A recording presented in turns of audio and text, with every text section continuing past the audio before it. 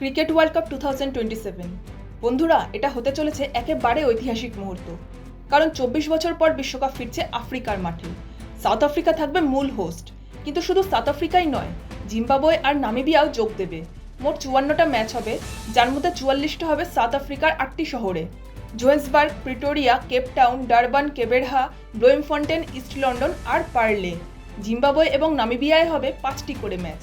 আর grand final সবচেয়ে বেশি সম্ভাবনা জোহেন্সবার্গের আইকনিক ওয়ান্ডারার্স স্টেডিয়ামে। সাউথ আফ্রিকা ক্রিকেট বোর্ড বলছে, এই বিশ্বকাপ হবে এমন এক অভিজ্ঞতা যা ভক্তদের জন্য হয়ে উঠবে একেবারে অবিস্মরণীয় যাত্রা। বিশ্বকাপ আয়োজনের জন্য 3 দেশে মিলিত একটি কমিটিও তৈরি করা হয়েছে, যার চেয়ারম্যান করা হয়েছে সাউথ আফ্রিকার প্রাক্তন মন্ত্রী ট্রেভর ম্যানুয়েলকে।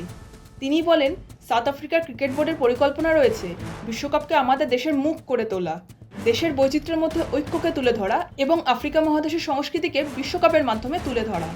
বন্ধুরা, তাহলে তৈরি হয়ে যান, 2027-এর বিশ্বকাপ হবে একেবারে অন্যরকম আর দারুণ জমজমাট।